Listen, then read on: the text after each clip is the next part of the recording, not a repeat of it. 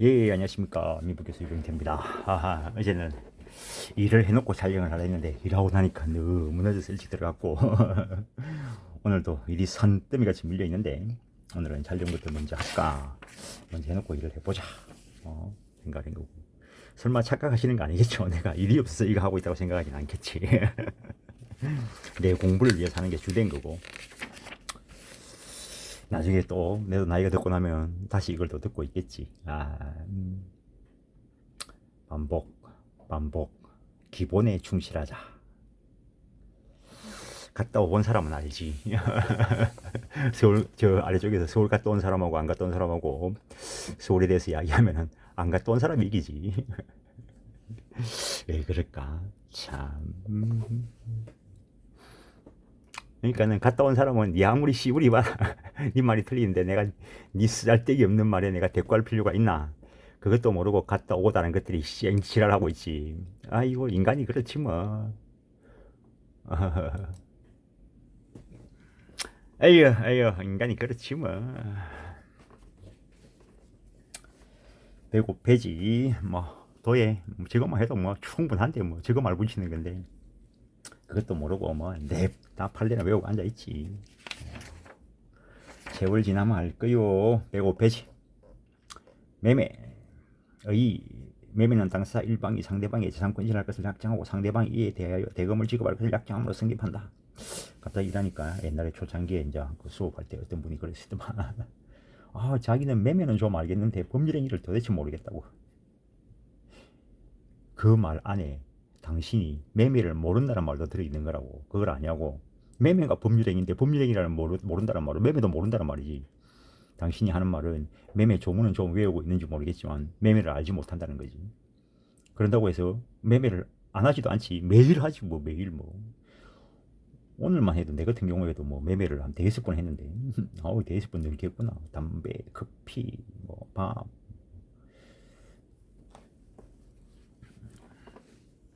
그러면서도 뭐 느끼시라는 거죠. 밖에서 매매하는 거하고 교과서에 있는 거하고 따로 놀고 있는데 뭐가 되겠노. 오늘 그렇습니다. 나나 즐기겠습니다. 뭐 어차피 시비 거는 애들은 항상 어디에 가나 시비 걸게 돼 있어. 그거는 인간이 꼭 있어. 살다 보면은. 초등학교 때부터 뭐 나도 여러 사람 만나봤지. 초등학교 때 그 애까빠지 이상한 새끼 하나 있었는데 중학교 가면은 그런 놈 만나겠지 않는데 그거보다 더한 새끼 만나고 고등학교 가면 좀 괜찮겠지 않는데 그거 가면 또 더한 새끼 있고 대학 가도 있고 밖에 나와도 있고 꼭니 같은 새끼들은 있어. 웃고 말아야지. 그 뭐 마음 뭐 상처받고 이러면은 내만 손해지 뭐. 이 지랄하는 놈은 계속 지랄하고 잘 살아가는 놈은 잘 살아가고 그런 거지 뭐. 특히 매매는 뭐 정상적으로 사시는 분한테 이야기한 거 아닙니다. 정상적인가 비정상인가 본인도 모를 수 있지 뭐. 요새 행복합니다. 일도 많고. 특히 매매는 유상계약 가운데 뭐 누가 할 게 아니지. 의인화 놓고 그거 읽어내는 거지 뭐. 쌍방이 다 재산권 이전한다. 유상이다. 서로 대가관계인의 쌍목 이야기다. 계약서 그거 필요 없네. 분료식 계약이다. 낙성 분료식 계약이네. 똑같은 이야기 하고 있죠. 현실 매매도 매매는 매매인데 뭐 현실 매매. 오늘 끔산 거 그게 현실 매매죠. 채권행위와 물권행위가 합체돼서 일어나는 것이 뭐. 채권행위가 물권행위가 관점상 구별된다는 것이지 뭐 반드시 따로 행해져야 된다는 것도 아니고 합체될 수도 있고 별개로 행해질 수도 있고 뭐 채권행위만 있다가 마는 수도 있고 뭐 그런 거지 뭐. 매매의 성리 법률행위인 계약으로서의 매매 당사자의 합의 법률행위인 이 말 안에 민법 총칙 이야기 다 들어간다. 계약으로서 이 말 안에 계약 총론 이야기가 다 들어간다. 이 말 다 들어있는 거지. 매매는 법률행위이므로 민법 총칙에서 설명된 법률행위의 성립 요건을 구비해야 할 것이며 또한 계약이므로 당연히 청약과 승낙의 합치가 있어야 된다.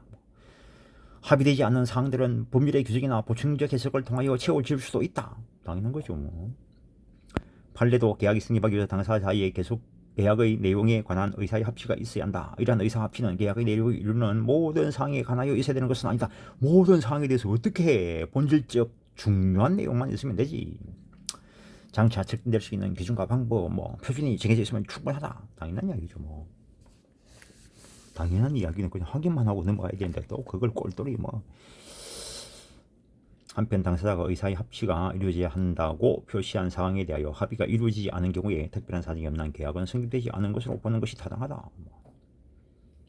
아파트의 동호수만을 지정하는 계약에 목적물만 특정되어 있을 뿐, 제정 계약의 목적만 특정될 뿐, 그 밖에 분양대금의 액수, 목적물 인도, 시기 등 계약의 중요사항이 정해지지 있지 않고 나아가 장래의 일을 특정할 수 있는 기준과 방법에 관하여 구속력 있는 합의가 있다고 보기 어려운 경우에는 계약이라 할 수 없고, 나중 계약 체결할 때 그거 할 거다라고 하는 동호수 확보하는 정도의 의미가 있다. 이 정도. 매매의 목적과 대금, 법 조문에 재산권이다 이라는 거지. 재산권. 매매 대상이 되는 것은 재산권이다. 이런 거. 재산권이 뭔데? 물권도 있고 채권도 있다. 이런 거지. 그래서 법문상 딱 엄밀하게 보면은 재산권이 매매 대상이라는 거. 그래서 우리가 슈퍼 가서 껌 하나 주세요. 그래 쓰지. 누구나 다 그래 쓰고 살아가는데 엄밀하게 법적으로 이야기하면 틀린 말이지. 껌 소유권 주세요. 이렇게 이야기해야 되는 거지. 또 한 개 배웠다고 오늘 또 가가지고 슈퍼 가가지고 아줌마 한 개 배웠는데 껌 소유권 주세요. 이러면은 정신병원에 전화해 줄 수도 있어. 남들이 쓰는 대로 쓰고 그게 법적인 의미가 이렇다 이게 파악하는 게 법률가들이지 뭐. 네가 그렇게 그 쓰면 안 돼. 국어적으로 맞는 말이지만 법적으로 틀린 말이야. 그렇게 어떻게 살아가. 일방이 주문으로 제작한 물건을 공급하기로 약정하는 계약을 제작물 공급 계약이라는데, 이때 주문품이 불특정물이면은 매매의 성질이 많고, 특정물이라면은 도급과 결합된 성질이 많다. 이런 거 나중에 도급을 가면 또 이야기합니다. 매매 대상은 물건, 채권, 지분권, 지식재산권, 영업비밀, 노하우, 고객 유치 정보, 제품 제작 기술, 이런 것들 살 사람이 있으면 팔면 되지. 일체의 재산적 가치가 있는 것은 매매 대상이 될 수 있다. 또한 매매는 채권 행위에 해당하므로 처분권 없어도 일단 유효하게 체결될 수 있다. 이게 중요하다는 거지. 이게 느껴지는 게 처분권 없는 자가 매매 계약을 체결해도 일단 유효하다. 아니 집 것도 아닌데 어떻게 팔아? 그런 생각 하지 말라는 거지. 구별이 안 되는 거지. 채권 행위하고 물권 행위하고 구별돼야지. 하여튼 그 재산권의 반대급부는 금전 이외야 매매, 금전 이외의 재산권이면은 교환 이렇게 하는 거야. 매매 성립에 관한 특칙. 매매 예약, 장차 본계약을 체결할 것을 미리 약정해 놓은 것을 예약이란다. 그 예약에 이루어져서 이루어지는 계약을 본계약이라 한다. 매매 예약은 보통 매수 청구권을 확보하기 위하여 활용되며, 또한 채권을 담보하는 수단으로서 대물 변제 예약 및 재매매 예약에 이용되고 있다. 이때 예약은 채권 계약이다. 일단 계약이다. 그런데 그에 의한 본 계약은 채권 계약이 하나지 않고 물권 계약일 수도 있고 주물권 계약일 수도 있고 가족법상의 계약일 수도 있다. 가족법의 계약에 대한 예약의 대표적인 게 혼인 예약, 즉 약혼이겠죠. 종류 편무 예약, 쌍무 예약 이렇게 나누는데, 그 예약에 따른 승낙 의무를 한쪽만 부담하면 편무 예약, 양쪽이 다 부담하면 쌍무 예약 이렇게 구별을 한다는 거죠. 근데 승낙 의무가 있는데 그 의무를 이행하지 않으면은 채무 불이행의 문제가 되겠죠. 일방 예약, 쌍방 예약. 예약에 의해서 본 계약을 체결할 수 있는 권리를 예약 완결권이라 하는데, 예약 완결권을 한쪽만 가지면 일방 예약, 양쪽이 다 가지면 쌍방 예약 이렇게 얘기하는 거죠. 민법은 달리 정하는 바가 없으면 일방 예약으로 추정한다라고 해석한다는 거. 564조를 두고 예약의 종류에 관해 당사자 간의 약정으로 정하지 않은 때에는 일방 예약으로 추정한다. 예약의 법적 성질에 대해서 이에 대하여 본 계약은 아직 성립되지 않았으므로 예약이라는 견해도 있고, 정지조건부 매매라는 학설도 있다. 그 정도 하고 넘어가면 되지. 그게 이게 전니 싸우는 거는 학자들이나 대해서 하는 거고, 이게 다수설인지 저게 소수설인지도 몰라 지금은. 옛날에 교수님들이 그냥 한 세 분이서 힘쓰고 계실 때 뭐 곽 선생님, 김 선생님,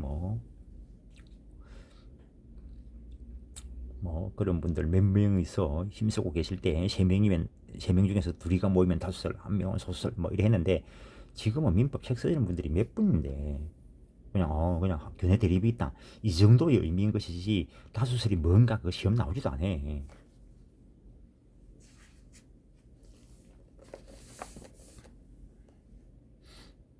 내 책 가지고 강의하는 새끼가 이걸 다수설이라 했다고 온갖 지랄 다 했다는데 그 새끼가 웃기는 거지. 할 게 뭐야. 교수님들 다 모아놓고 손 들어보십시오. 이 설치합니까 저 설치합니까 물어본 것도 아니고 이제 옛날에 그 세 분 쟁쟁한 세 분 김 교수님 박 교수님 김 교수님 두 분 쟁쟁한 세 분이 이야기할 때 그분이 또 세 분이 만나는 것도 아니죠.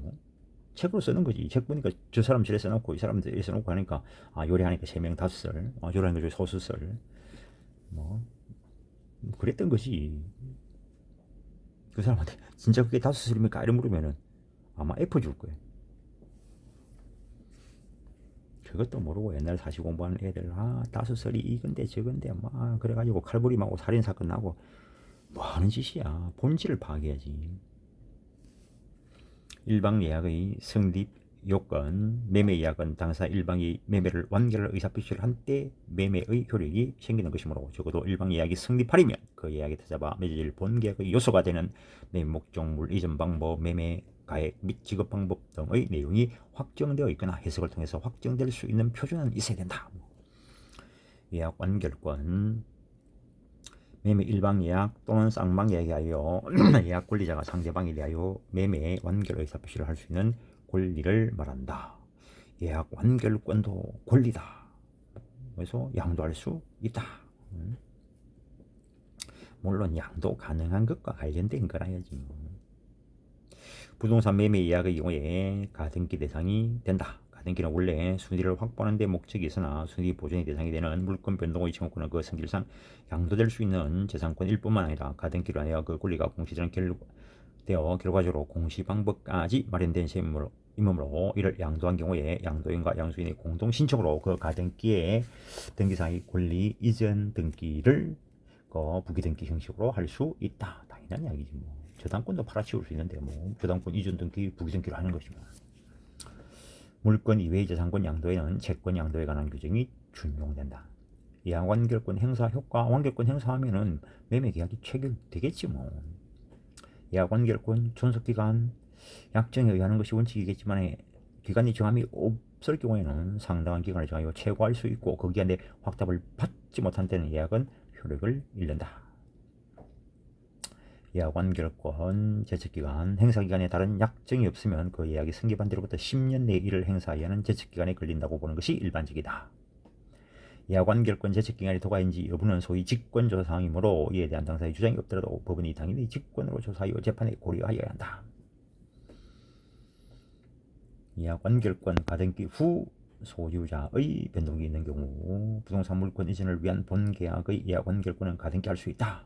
예약 완결권이 가등기된 후 목적 부동산이 제3자에게 양도된 경우 완결권 행사의 상대방은 가등기 의무자인 양도인에 대해서 해야 되고 그에 의해서 본등기가 되면은 가등기와 본등기 사이의 중간 처분 등기는 직권 말소할 거다. 이런 것들 등기부에서 싹 그려져야 돼. 이 말이 머릿속에 외울 게 아니고 등기부가 눈에 탁 그려주고 딱 하는 방법이 정해져야 간단한 거지.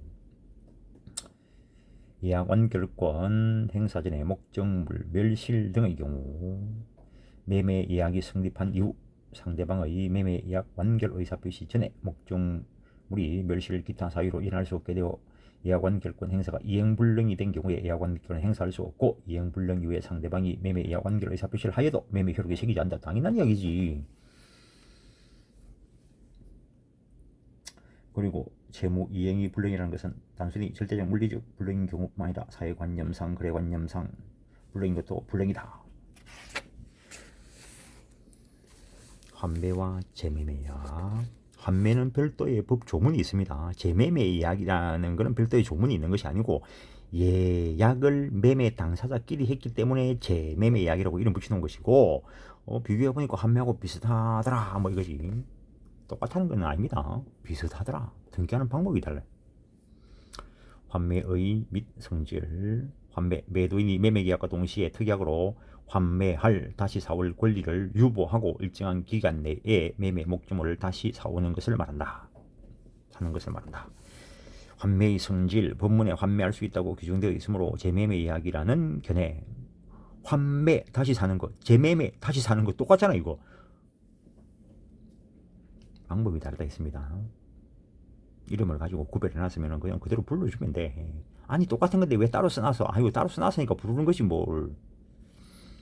다시 사올 걸 예약을 해가지고 환매라는 걸 해놨는데 그 방법 아니더라도 할 수가 있다는 거지. 담보하는 방법이 재산권만 설정하는 게 아니고 가등기 해도 되고 뭐 전세권 등기해도 되고 뭐 임차권 등기해도 되고 뭐 신탁 등기해도 되고 소유권 이전 등기해도 담보 목적으로 할 수 있어.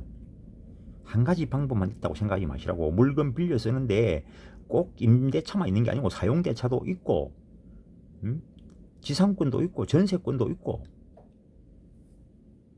소유권 유보부 매매 형식을 빌리는 것도 있고.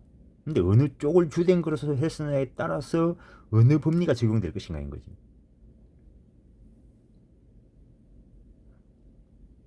환매권을 매매계약 해제권으로 봐가요. 환매를 일종의 해제권 유보부 매매로 보는 견해도 있다. 환매의 기능, 담보적 기능을 한다는 거지. 내가 돈이 없어서 내한테 돈을 빌리면서 내가 소유권 이전 등기해 놓는다. 근데 너가 소유권 이전 등기해 가지고 팔아치우면 어떡할 건데. 그러니까 내가 환매 특약 등기해 놓자. 뭐 이렇게 하는 거지 뭐. 근데 돈 빌리면서 재산권 등기해주면 되지. 왜 그 환매 소유권 이전 등기해주는데 빌려줄 놈이 그래 안 하면 안 빌려준다니까. 빌려 쓰는 사람이 답답하니까 그렇게라도 해야지 뭘.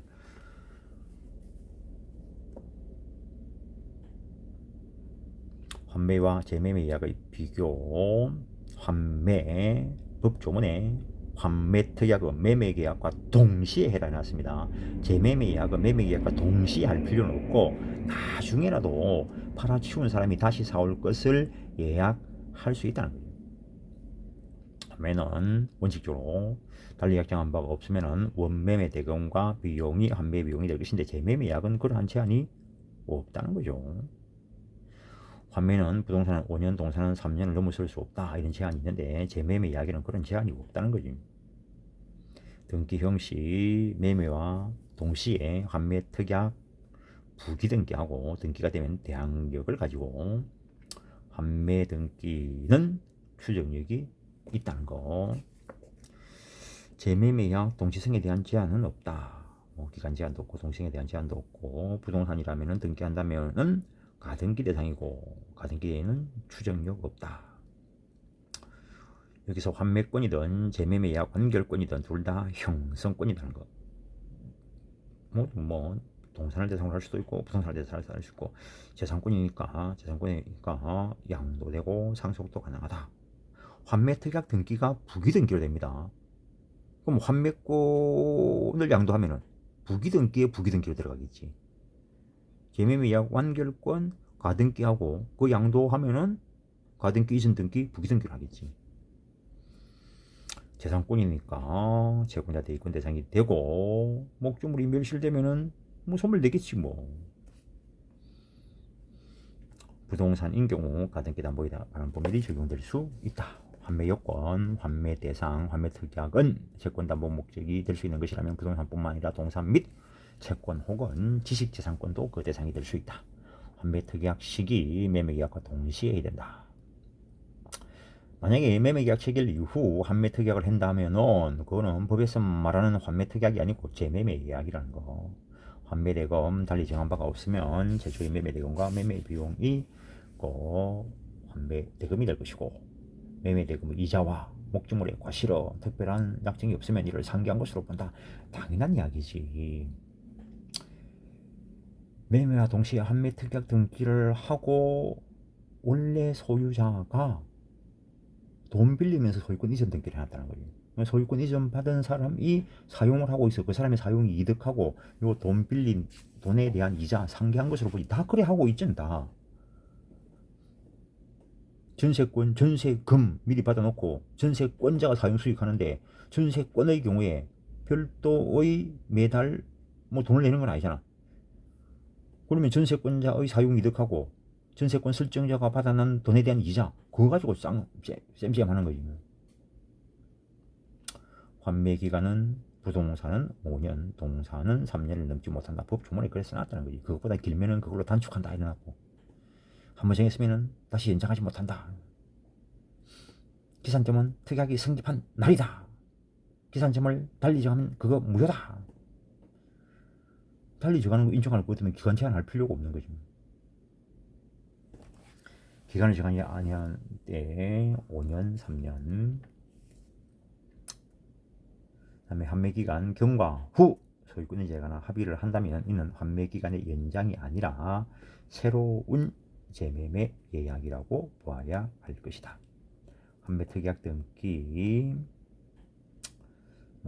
대항력 가질 것이고, 환매권 기본적으로 부기등기로 하고, 그다음에 환매권 처분하면은 처분하는 경우에도 부기등기에 의한다. 환매권 처분하면 부기등기가 될 거고,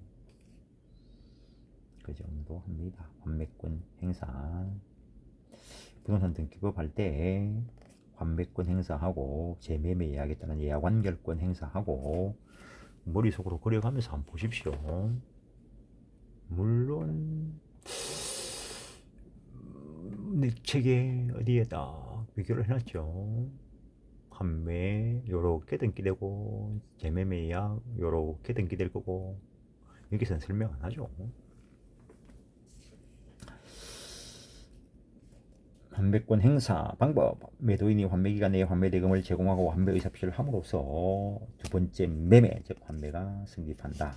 제3자가 매수인으로부터 적법하게 소유권 이전받은 경우에 환매권을 등기한 환매권자는 제3자에게 대항할 수 있으므로 전득자에 대하여 환매의 의사표시를 할 수 있다. 요 한 보면은 요 왼쪽에 있는 요 그림 한 보면은 환매권 행사를 이렇게 한다는 거죠, 양수인한테. 근데 가등기 얘기한 본등기 청구는 종전의 소유자, 그 가등기 의무자한테 한다는 거죠.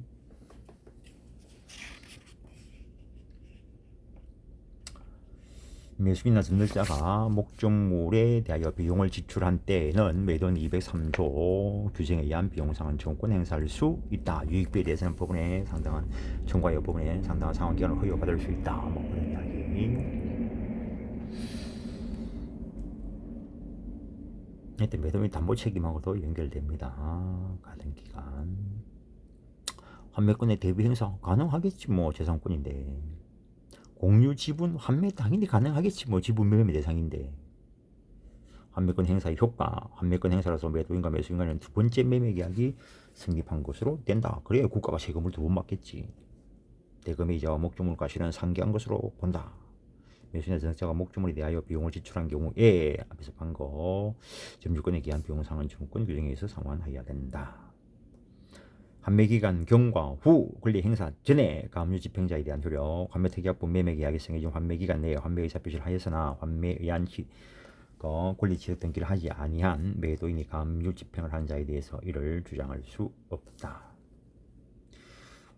권리 등기를 안 했으니까. 계약금.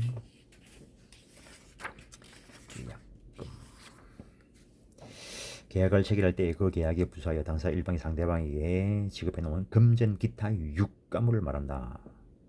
계약금은 금전에 한하지 않는다. 되게 중요한 말입니다. 제약금이라도 하고 이는 급부 지급길에 도래하기 전에 미리 지급하는 대금 또는 보수의 일부 또는 전부에 대하여 선급금과는 구별된다. 선급금, 이건 대금의 일부를 미리 주는 거라고. 선급금은 정약금은 될 수 있으나 해약금으로는 작용하지 못한다. 계약금의 성질 요물계약이다. 따라서 약정된 금액이 아니라 현실적 수수된 금액이 계약금이다. 판례도 이와 같은 취지에서 매매계약에서 계약금 상당액의 위약금 약정을 하였으나 매수인이 계약금을 지급하지 못하여 계약금 상당액의 현금 보관증을 작성했다면 돈이 왔다 갔다 한 효과가 법적으로 있습니다. 작성하여 매도인이 교부한 상태에서 매수인의 계약을 위반한 경우 매수인의 매도인에게 약정한 위약금을 지급할 의무가 있다고 하였다. 또한 교부자가 계약금의 잔금 또는 전부를 지급하지 아니한 한 계약은 성립하지 않는다. 이게 되게 중요한 말입니다. 계약금을 이력 약정을 하고 일부는 오늘 주고 일부는 일주일 뒤에 줄게 이럴 수도 있고 계약금 1억 약정을 하고 일주일 뒤에 줄게 이렇게 약정할 수 있다는 거지. 돈을 안 줬으니까 계약금을 안 줬으니까 요물 계약인 계약금 계약이 성립되지 않았다는 거지. 따라서 임의로 주 계약을 계약금 계약에 의해서 해지할 수 없다. 왜? 계약금 계약이 없는데 계약금 계약을 요물 계약이라고 본 판례다. 그리고 계약금 계약은 매매 계약이 부사에 행해진 종된 계약이다. 당연한 얘기지. 뭐 매매 계약이 없는데 계약금 계약하겠어? 주된 계약이 있어야 계약금 계약을 하겠지. 주된 계약은 매매일 수도 있고 임대차일 수도 있겠지. 따라서 주된 계약이 무효 취소된 경우에 계약금 계약도 당연히 효력이 상실되고 이때 받은 계약금은 부당이득으로 반환해야 된다. 당연한 이야기지. 안 받아 이를 돈을 받은 거니까. 한편 매매 계약을 체결한 때에 그러니까 이게 당연한 것이 이랬는데 당연한 걸로 안 느껴지면은 당신이 민법 정치 공부가 덜 된 거라고. 여기서 설명해 달라고 안 해줘. 지엽적으로 이렇게 여기서 설명하고 이러면 도움이 안 돼.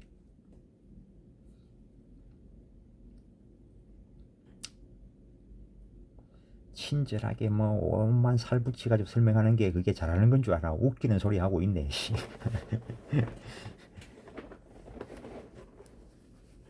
약 먹이가 죽이는 거지 이게. 터득할 방법을 가르쳐 줘야 되지. 먹여주는 약만 먹게 말하면 그거 죽이는 거지 그거.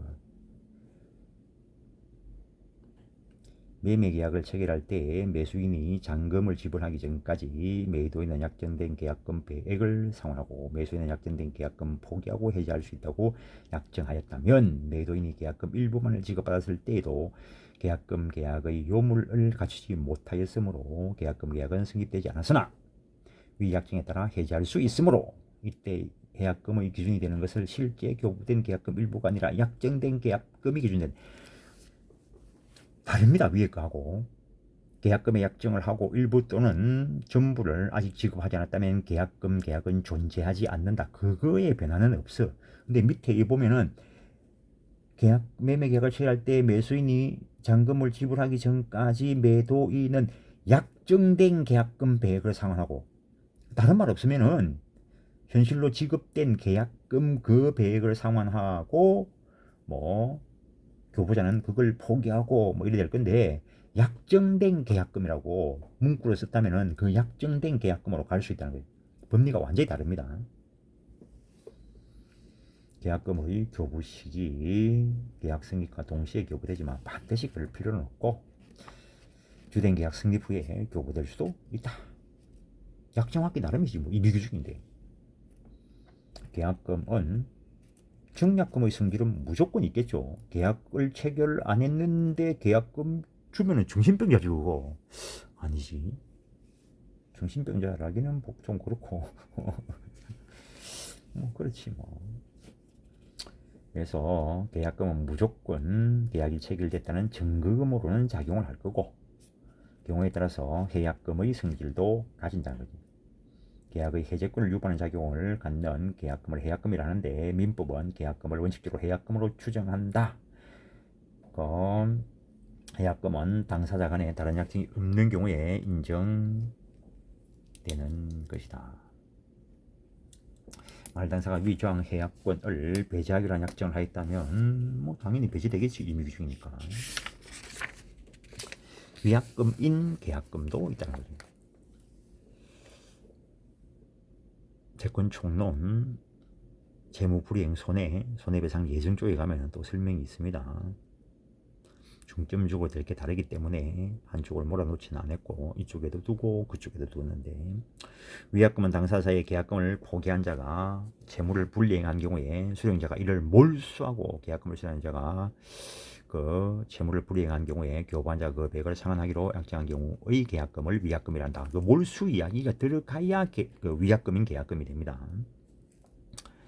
손해배상액의 예정은 일정한 급부장의 발생을 정지조건하는 조건부 계약에 해당하며 기본 채권관계의 종된 계약인데 위약금이란 채무 불이행의 경우에 채무자가 채권자에게 지급할 것을 약정한 금전을 말한다. 위약금은 달리 정하는 바가 없으면 손해배상 예정으로 추정되지만 구체적 사안의 입증에 의해서 제재적 사적인 벌적 성격이 부과되면 위약불로 될 수도 있다.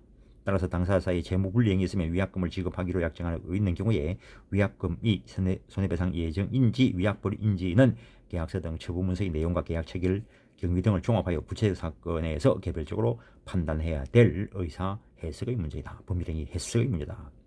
위약금은 손해배상 예정으로 추정되지만 당사자 사이의 위약금 약정이 재무불이행으로 인한 손해배상이나 전부를 위한 것으로 보기 어려운 특별한 사정, 특히 하나의 계약의 재무불이행으로 인한 손해배상에 관하여 손해배상 예정에 관한 조항이 따로 있다거나 실손해배상을 전제로 하는 조항이 있고 그와 별도로 위약금 조항을 두고 있다면은 그거 위약불로 봐야 될 거다. 위약금이 손해배상 예정으로서의 성질을 갖는 경우 당사자 일방의 위의 의는 총론적인 이야기이고 이제 개별적으로 가서 당사자 일방의 계약상의 재무불이행에 의한 손해배상액을 예정하는 것을 손해배상 예정이라 하는데 위약금은 손해배상 예정으로 추정되므로 위약금의 성질을 갖는 계약금이 교부된 때에는 원칙적으로 손해배상 예정으로서 성질을 갖는다고 해석된다. 손해배상 예정 경우에 의하여 해지하려면 계약관계가 소급적으로 소멸되므로 재무불이행에 의해서 추가적인 손해가 발생하여도 이에 따른 추가 손해를 청구할 수 없다. 그러나 계약 당사 사이에 손해배상액을 예정하는 내용의 약정이 있는 경우에 그것은 계약상 채무불이행을 의한 손해에 관한 것이고 이를 계약과 관련된 불법 행위상의 손해까지 예정한 것이라고 볼 수 없다 이란데 요 근래의 판례가 약간 좀 애매하게 범위를 넓힌 게 있습니다. 517페이지라고 써놓으시고 517페이지 지금은 그 정도만 합니다. 포함되는 듯한 뉘앙스를 풍기는 판례가 있습니다. 따라서 별도의 불법 행위에 대한 손해배상은 청구할 수 있다라고 해놨는데 어쨌든 517페이지에 가면은 약간 범위를 확대시킨 게 있습니다. 반면에 계약금은 위약금으로서의 특이하게 있을 때 하나여 계약금의 성질을 겸하는 손해배상 예정으로서의 성질을 가질 뿐이고 이러한 경우에 액수가 과다한 때는 감액할 수 있다. 손해배상 예정일 때 과다하면은 감액할 수 있다. 그런 이야기가 들어있고 위약금이 위약벌액의 성질을 갖는 경우 계약금을 교부한 자가 계약상 채무를 이행하지 않을 때 이에 대한 제재적 성질로 위약불로 몰수되는 것을 말하는데 이 경우 계약금 몰수와는 관계없이 채무불이행에 의한 손해배상을 따로 청구할 수 있다. 위약금은 손해배상 예정으로 추정되므로 위약금이 위약불로 해석되기 위하여 위약불로 주장하는 자가 입증해야 된다. 위약불 약정은 채무이행을 확보하기 위하여 정해지는 것으로서 손해배상 예정과는 그 성질이 다르므로 손해배상 예정에 관한 것을 유추 적용하여 감액할 수 없다. 위약불은 직권 감액할 수 없다. 다만 부당하게 과다하면은 그 부당하게 과다한 부분은 공서양속에 관하기 때문에 무효라는 판례가 있다는 것. 지금 하고 있는 거는 우리가 지금 여기서 계약금을 하면서 정약금, 해약금, 위약금을 받는데 위약금에 관련되는 것은 채권 총론, 손해배상 예정 쪽에 가서 좀 더 구체적으로 보는 거고 지금 이 자리는 달리 정한 바가 없으면 해약금으로 추정한다라는 것. 해약금에 의한 해제권 행사, 다른 약정이 없는 이행에 착수하기 전까지 교부자는 해약금을 포기하고 수령자는 배액으로 상환하고 해제할 수 있다. 이 경우 수령자는 해제의 의사표시 외에 계약금 배액 이행 제공이 있으면 족하고 상대방이 이를 수령하지 아니한다여 공탁할 것까지는 아니다. 매도인이 565조에서 계약을 해제하고자 할 경우에 계약금 배액을 제공하여야 할 것이다. 이때 해약금의 제공이 적법하지 못하면 해제권을 유보하고 있는 기간 안에 적법한 제공이 한 그때 해제된다고 볼 것이다 라는 것. 그 다음에 하여튼 해약금에 의한 해제하려고 하면은 이행에 착수하기 전까지라 했습니다. 이행에 착수하기 전까지. 이행에 착수해 버리면 해약금에 의한 해제는 못한다는 거죠. 그래서 이행 착수했나 안 했나가 중요할 수가 있는데 매도인이 매수인을 상대로 매매대금 지급을 채워하고 잔대금 지급을 관한 소송을 제기한 것만 가지고 이행에 착수한 거 아니다. 국소의 계획 및 이용에 관한 법률상 토지 거래허가 신청에 협력할 의무가 있는데 그 허가 받은 것만으로는 이행 착수라고 볼 수 없다. 따라서 그 상태에서는 계약금에 의한 해제 법리 적용된다라는 거. 해약금의 해제권 행사 기준 당사자 누구라도 이행에 착수하기 전까지 교부자는 포기하고 수령자는 배액을 상환하고 해지할 수 있다는 것. 누구라도 이행에 착수해버리면 중도금 일부라도 지급해버리면 해약금에 대한 해제 못한다는 거. 근데 이런 걸 잘 해야 밖에 나가서 잘 알아야 손해를 안 볼 수도 있고 해약금의 해제의 효과 당사 일방 이행에 착수하기 전에 하나여 해제할 수 있으므로 원상회복 의무는 발생할 여지가 없다. 왜? 이행한 게 없으니까 원상회복시킬 게 없어. 해약금에 의한 해제는 해약금 계약이라는 특약에 의한 것이고 채무불이행에 의한 것이 아니기 때문에 채무불이행 때문에 하는 게 아니기 때문에 채무불이행으로 인한 손해배상 청구권도 발생하지 않는다. 약정해제와 법정해제는 병존할 수 있다. 이행에 착수하기 전이라면 중도금 지급 기일이 지났다 하더라도 중도금을 지급하지 않았다면 이행에 착수 아닌 거니까 계약금 계약에 의한 해제할 수 있고 중도금 지급 기일에 중도금 지급 안 했으면은 그 사람은 채무 불이행 상태에 있으니까 상대방은 채무 불이행으로 인한 해제권도 있다. 즉 채무 불이행으로 인한 법정 해제권과 계약금에 의한 약정 해제권이 병존할 수 있다. 그래서 저 앞에도 그런 이야기 했습니다. 어느 건지 잘못 선택해 갔으면 덮어 쓰는 수가 있다고. 말 못 알아들으면 저 앞에 다시 보고 오시고. 자식아 거기서 좀 해달라고. 지금 이래도 바빠 죽겠는데. 계약금의 반환 여부, 주된 계약이 이행된 경우, 계약금 계약은 주된 계약에 부과된 종된 계약이므로 주된 채무가 이행된 경우에 계약금은 일종의 부당이득으로 반환해야 된다. 그래서 어떤 건물 팔고 대금 1억 받기로 하면서 계약금으로 자동차를 맡겨놨어. 그러면 매매 대금 1억 줬으면 자동차 돌려받아 가야지. 부당이득으로 반환해야 되는 거지. 근데 거래 관행에서 계약금을 금전으로 주더란 거지. 그럼 대금의 일부에 충당하는 것은 관행일 뿐이라는 거지. 주된 계약이 다른 사정으로 해제돼 버렸다. 그러면 계약금 돌려줘야지. 몰수한다 이런 내용이 안 들어있으면은. 매매계약 비용 부담, 매매계약에 쓴 비용은 균분 부담, 등기 비용은 매매계약 비용은 아니다. 그 정도. 일단은 이번 시간은 여기까지 하고 다음 시간에 매매 효력을 보겠습니다.